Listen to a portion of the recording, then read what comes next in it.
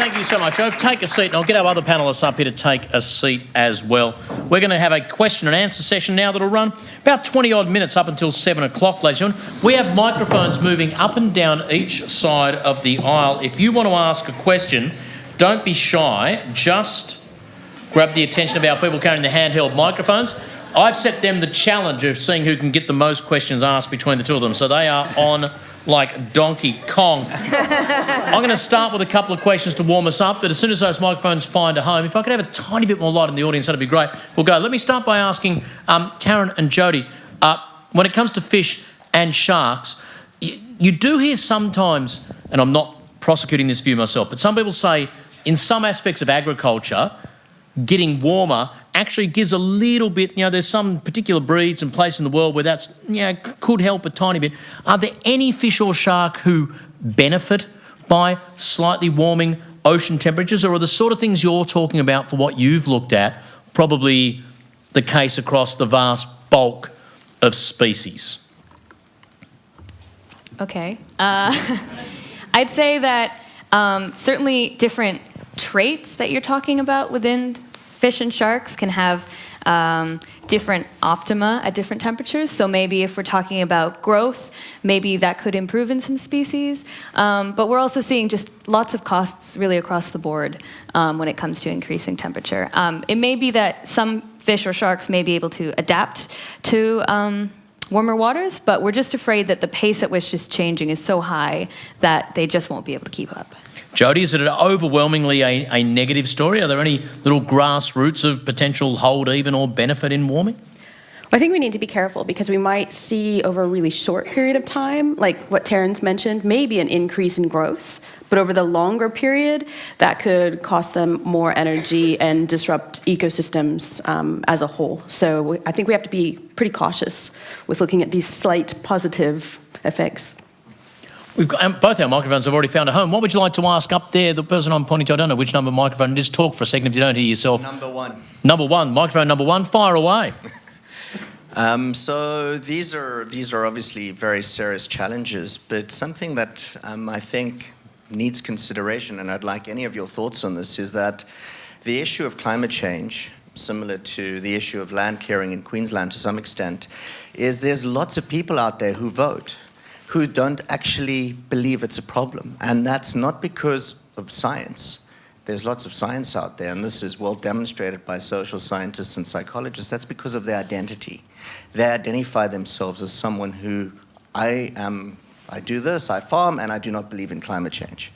Now, if we are to achieve what Ove suggested, which we should be trying to achieve, we need to somehow get those people on board.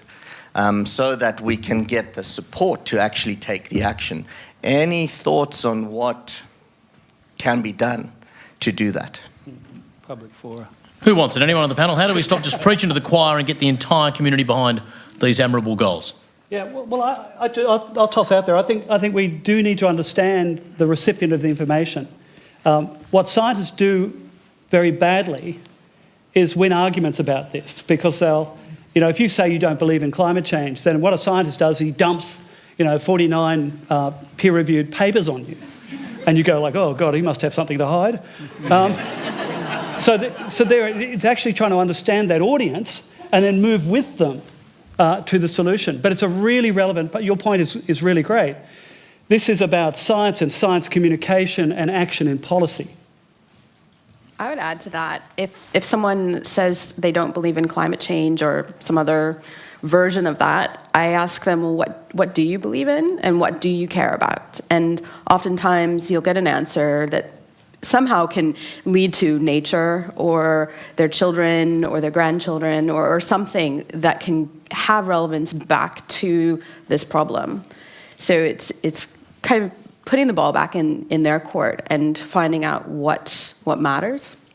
I mean, you won't win values-based arguments, but if you can understand the person's values that you are talking to, then you can relate to them a little bit better.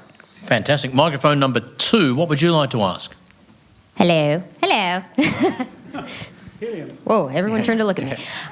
Well, if you're going to start with hello, hello, you're going to get the audience on side. Fire away. Sup, y'all? My question's for Tom.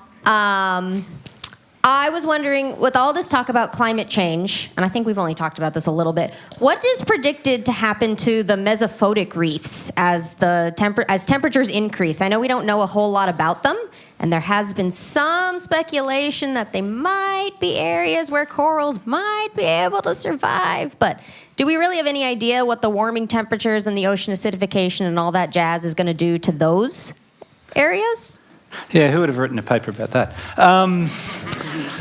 Look, it's the short answer is we don't really know, and in true scientific sense, the longer answer is it's a very complicated question, or a very complicated answer. Basically, definitely deep reefs are not immune from climate change, but the severity of which things will be impacted depends on the taxa and also depends on the location. So things like oceanographic variables can have a difference, and it can be a very strong depth refuge in some areas but not in other areas. Some species are probably much more likely to utilise depth refuges where others can't. A lot of the corals down there may be less reliant on photosynthesis, so potentially, we do see cold water bleaching on mesophotic reefs annually in the Red Sea. So we don't really know how a lot of those corals are even functioning. So we assume that if they lose their zooxanthellae, they die. But if these corals don't behave that way, then maybe we have to reassess that. So it's certainly, because the mesophotic research is such a new field, I guess, we've really been in a stage of just documenting what's there. And we're only just starting to move more into the ecological sort of questions that can address those sorts of things. But I think it's a very interesting question. But yeah, it's still very much a don't know. It's not going to be a panacea, but potentially it can help. So yeah, very important. Great question. Alana, can I ask you something quickly about seagrass? And you talked about the impact of the fecal impact.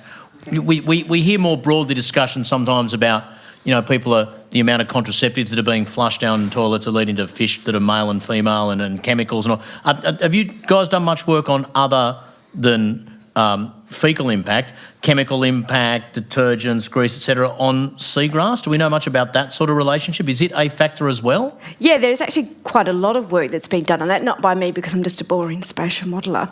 But the seagrass people have looked a lot about associations of seagrass and water quality, and they've found that for multiple different factors that seagrass is able to repair water quality up to a certain point. Well, fascinating. Okay. Microphone up there, number 1. What do you want to ask? Hi, I'm Robin. I'd just like to ask a question to the whole panel.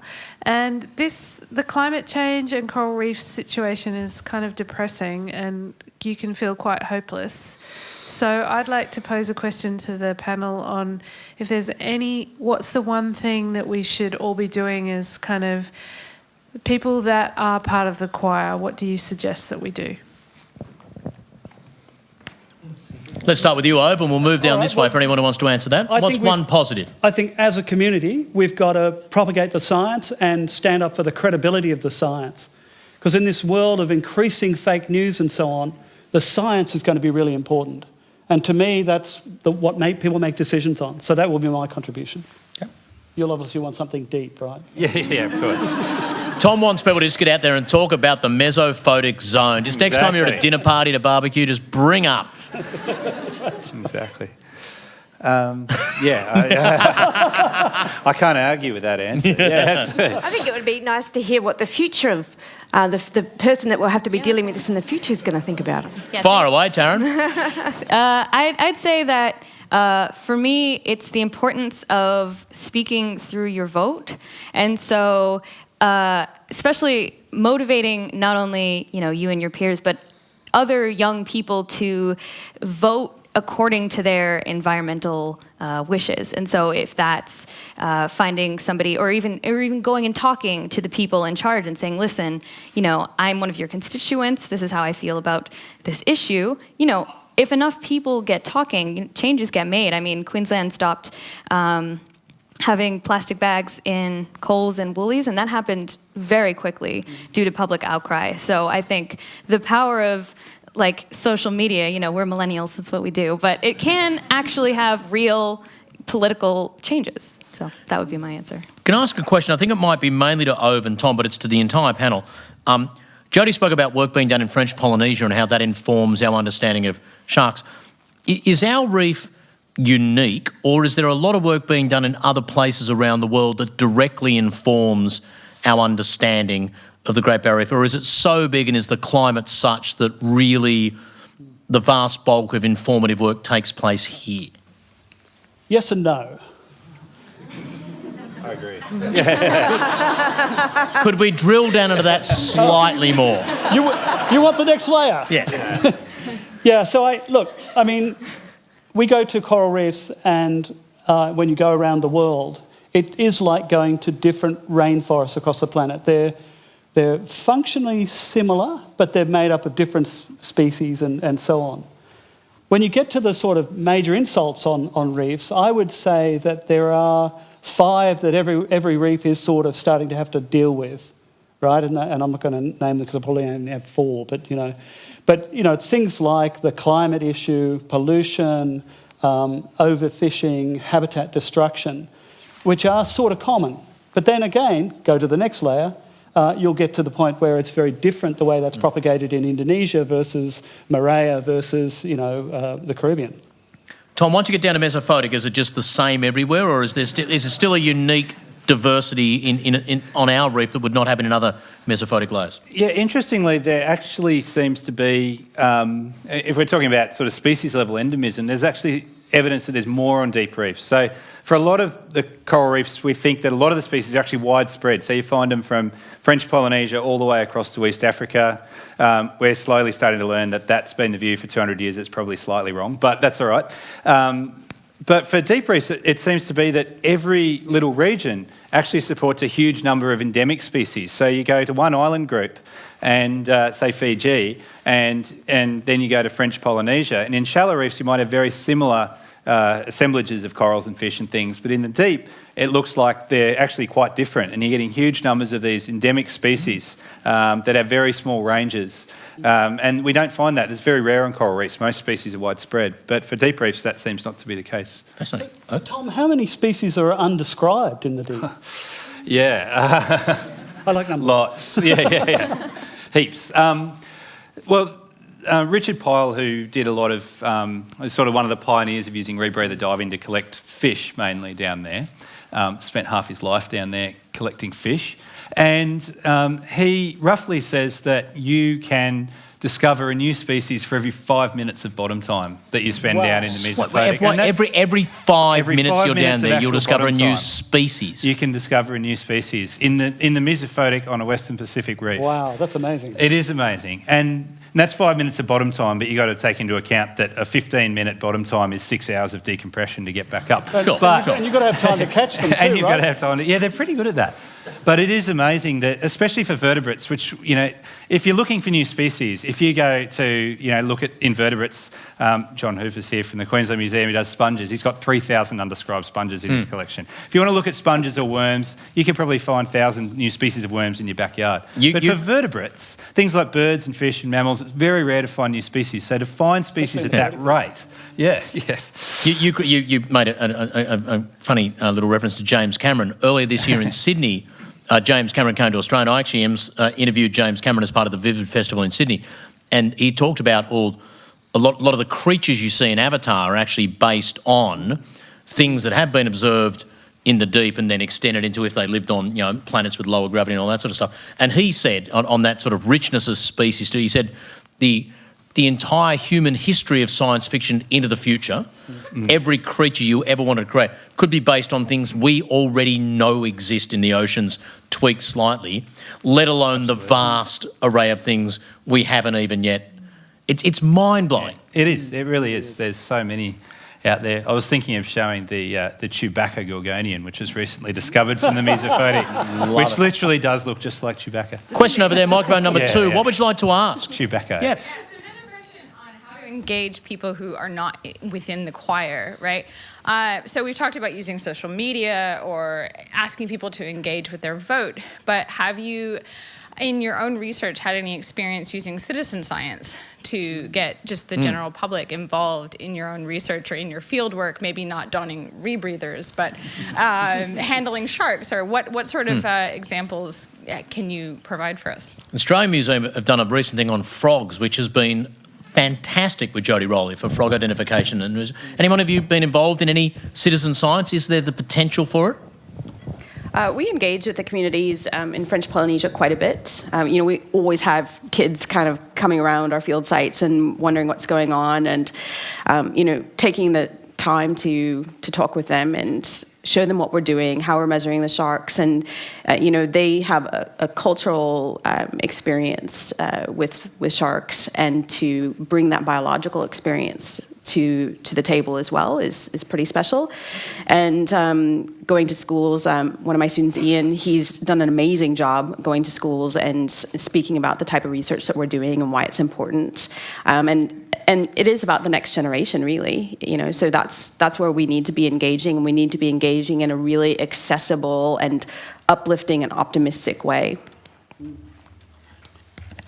Yeah, I think there's opportunities abound. I think one of the ones that we sort of half got up and then fell over, but and that was the idea that we had 1 million photographs of the bottom of the ocean, and we needed to process those. And so they take about a quarter of an hour each. No, actually about an hour each.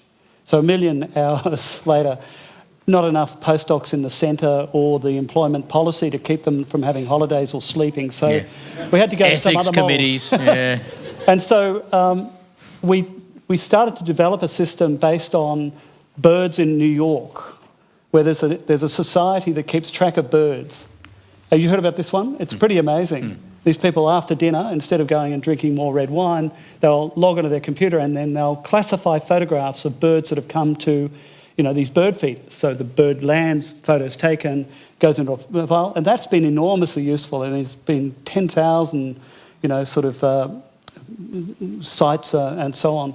So there's a real opportunity for that. And I think if you bring people with you on that research experience and they start to understand how science works, then I think you can really do some of that, pushback onto people and get them to understand that this isn't just a whole bunch of greeny scientists doing things. It's actually science behind these problems, and that people can actually get involved. Just before I go to the audience again, can I just use you, Alana, one question I jotted down while you were talking. So I had that lovely image of the woman holding the dugong poo. What's in that? Like how many seagrass seeds, etc.? How diverse and rich is that as a sample? That's a really important question. Thank you for asking that. Samantha found 2 seagrass seeds per gram of poo. 1 in every 10 of those seeds was viable. And based upon what we know about how many dugongs and turtles are in the GBR and a bit about their bowel movements, we estimate that there's 500,000 viable seeds being moved around by dugongs and turtles every day. Now, I'm not a mathematician, but if I was a mathematician, from those numbers I could figure out how much shit is dumped on the reef every day. Yeah, there's a lot less though, isn't there? And I know that Professor John Pandolfi's out there somewhere. That's right. What's the history say about dugong poo? I've never heard that series of words put together in that order. And I've never been so excited to hear the answer to a question. No offence. Important. Take it away, my man. Microphone 2. We're not missing any of this, my friend. Pump up microphone 2. Tell me about the history of dugong poo. Take it away, Dr. Pandolfi. Hello? Here we go. This is going to be a potted history of so imagine in 1868 or 70 sitting on the banks of Wide Bay, Harvey Bay, for 3 or 4 hours and seeing nothing but herds of dugong go past for 3 or 4 hours, and you can calculate the speed at which they were traveling, the length of time, how spaced out they were, distributed, I mean. And you can estimate that on that afternoon, that fisherman saw 104,000 dugongs at a single place in Wide Bay. Yeah. The other thing about dugongs is you get these historical accounts of not being able to walk along the shores of Moreton Bay without stepping on dugong shit. So can you imagine, today walking along the beach? I mean, I have a dog, right? So we go to these dog-only beaches, and it's hard sometimes not to step on the poop. But Back in the day, you just couldn't do it. You had to, every step was dugong poo. So we've really suffered dramatic declines in dugongs over the last couple hundred years. But the good the old smell's days. gone, right? A place which is so the Torres Strait up north, just within Queensland waters here, we believe at the moment there's about 100,000 animals in that area. It's a fantastic location, and it's stabilised over the last 20 or 30 years. So there are some good news stories out there for dugongs. Jody, Even just quickly, Queensland. and I promise I will go to you in a second, but on that topic of population stabilisation, Jody, it's the annual call in Australia: shark nets, shark culls, sonar. At the same time, beautiful animals that provide an important part of the biodiversity. In all those discussions, like where are you at on that sort of stuff? Is sonar getting a bit better as a protection mechanism, etc.? Is it just their ocean and we have to let them have it? Where do you sit on those sort of complex issues? That is a complex issue. So first and foremost, we're starting to do a lot more research on understanding how sharks and other fish perceive sound and how it affects them with sound pollution, like from motorboats, but also as a remediation, such as to keep sharks away. So we're doing a lot more about that. We need to do so much more research, but I think that it could be effective. A lot of the shark ecotourism companies are using sound to attract sharks instead of using bait, which is really good because it can teach sharks good habits rather than bad habits. In terms of culling and netting, we have zero evidence that shows that that's an effective program. That's not the area of my research, but there isn't research that demonstrates that's effective. Right. Microphone there, you've been waiting quite a while. Thank you. What would you like to ask? No, that's okay. Well, given the nature of our panel in this audience, I mean, we're concerned about coral reefs because we love them, and Nemo and all of that kind of stuff. But there is evidence that within 2 generations, people change once they're not used to something. So in Scotland, the disappearance of the forests a couple of 100 years ago, which everybody loved, because when the water tables rose, they were replaced by heather. And today, the Scots identify with heather. That's what they treasure and want. So it all has to do with becoming accustomed to what we love. Now, the Caribbean isn't far away from people not knowing what the hell corals actually look like anymore, and so they will treasure something else about it. So my question to you is the reciprocal effect. What value are coral reefs to us? Do they do anything for the world? Will they keep us going longer? What would happen to the world when the coral reefs are gone? What is their effect on the dynamics of the world in the sense of its atmosphere and its dynamics and its ecology and its hydrology and all the rest of it? Great question. Fire away. Is it just a pretty thing that we indulgent Westerners like the look of, or is it actually important? Well, I think that is the... I went to the Caribbean and got in the water and went, this isn't a coral reef. And everyone there was calling it a coral reef. And over that 30 or 40 years of the loss of most of those corals, people had got used to it. Add Sir David Attenborough, right? A couple of films, who needs a coral reef? But what I sort of tend to focus on is this is a really bad sign that we're losing potentially a quarter of the biodiversity of the ocean, and we don't actually know what we're triggering. So it's this sort of, we shouldn't let this happen for the pure reason of risk reduction. This is a litmus test for what we're doing to the planet as a whole. And I work a lot with the IPCC, and we're not the only ecosystem that's facing these really enormous challenges. So what's left after you lose rainforests and you lose cloud forests and you lose coral reefs and so on? What is it that comes in? And it may not be a very pleasant place to live or support the 11 billion people we're meant to be, growing in terms of population size too. So that's the way I would answer that. But Tom's going to talk about, the deep's going to be okay. I'd like to have a positive spin on things from time to time. Well, with rising oceans, your deep just gets deeper, mate. It's just more well, yeah, no, the ultra-mesophotic. Indeed. Well, that's potentially a problem. But, look, I guess it's a really interesting question. How much do we value, as scientists, we value biodiversity because we find it really interesting, and I like looking at lots of different fish and corals and things like that. Not everyone does that, and I think that's something that, we often write scientific papers where you say, oh yeah, and I did all this really interesting stuff and I found out all this stuff about all these different coral species, and this is important because coral reefs support 500 million people and all these things. And that may well be true, but there's clearly a need to make sure that we communicate different aspects of ecosystems to different relevant people. So some people might really like coral reefs because I do a lot of underwater photography and I like diving on them. But for someone else, it might be that it provides for their village, or that they've been shown to demonstrate a lot of shoreline protection and things like that.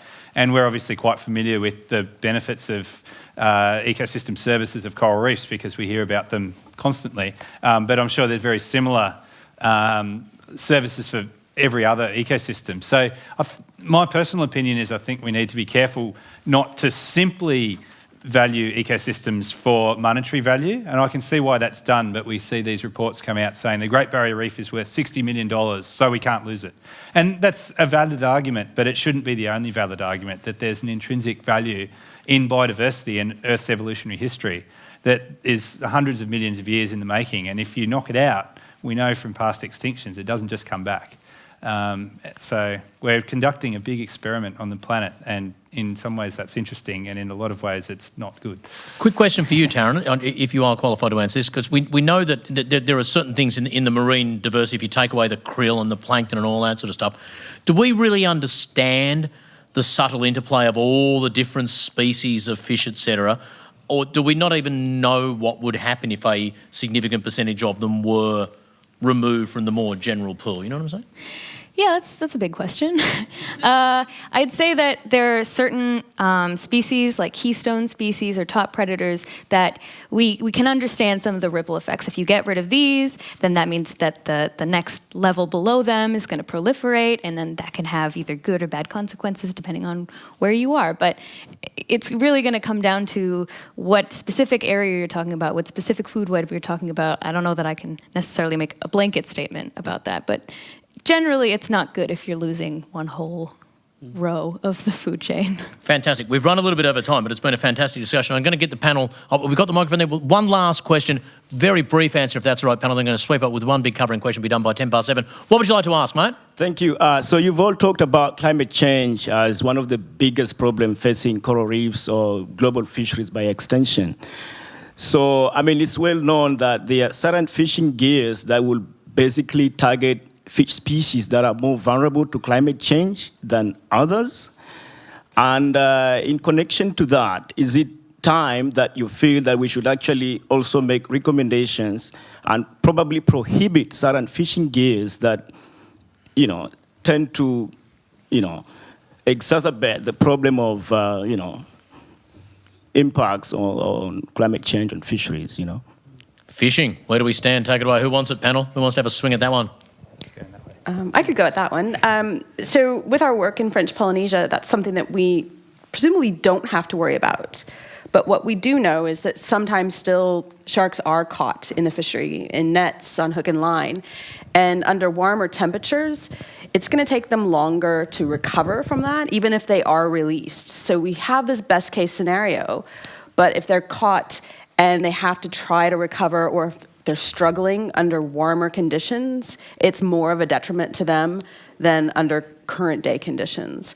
So I think that's a really, really good question, and it's something that we probably need to address in terms of different gear types or different areas that fishing is still allowed, and maybe cordon off certain areas that are more vulnerable or certain species that are more vulnerable, because warming in combination with fishing stress or recovery from fishing stress is more of a detriment to these species. Fantastic stuff. In wrapping up, panel, I'm going to start with you, Taryn, and then sweep down to the far end. It's an important discussion. It is at times a challenging and confronting discussion for a public audience.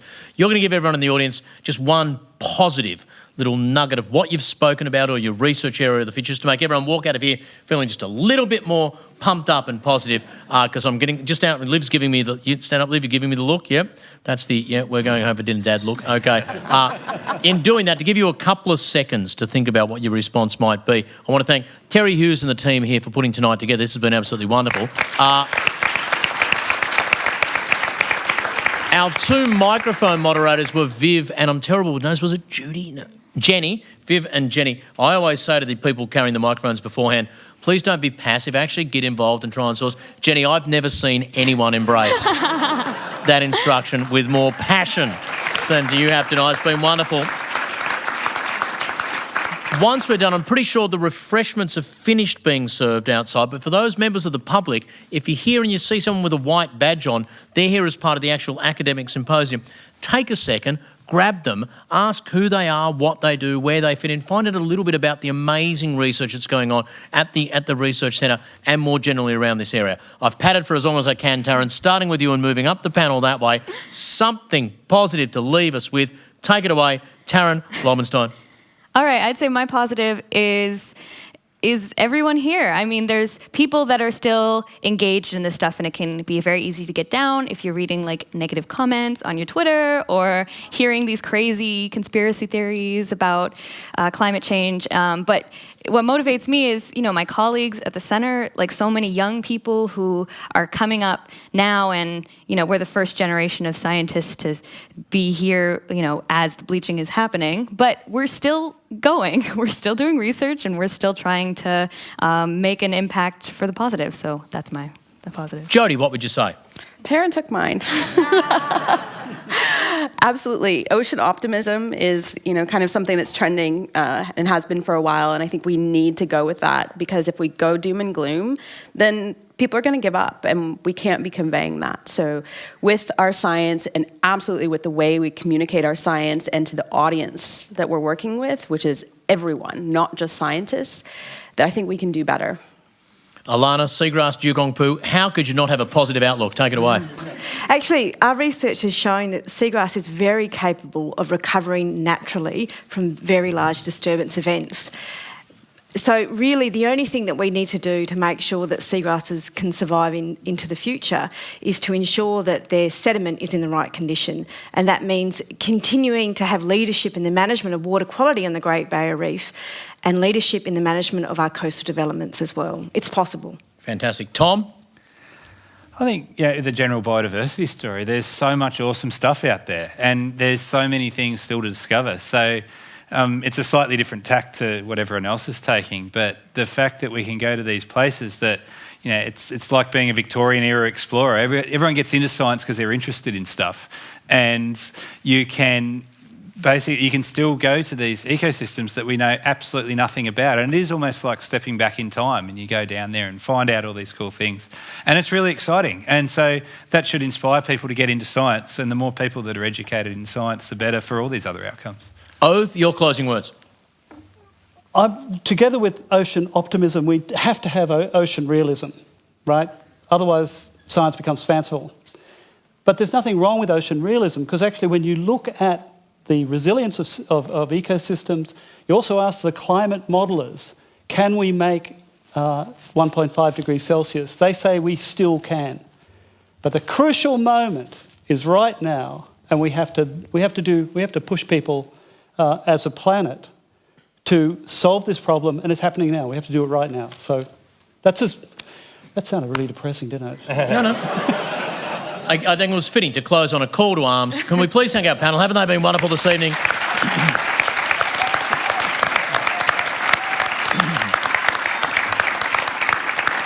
And to everyone here at the Research Centre and the broader scientific effort that's going on to reefs and coral and marine diversity around the world, outsiders like myself and the members of the public here tonight, please keep up this crucial and very important fight on all of our behalves. Have a fantastic evening. Go and find yourselves a researcher member of the public. Give them a cuddle. Find out what they do.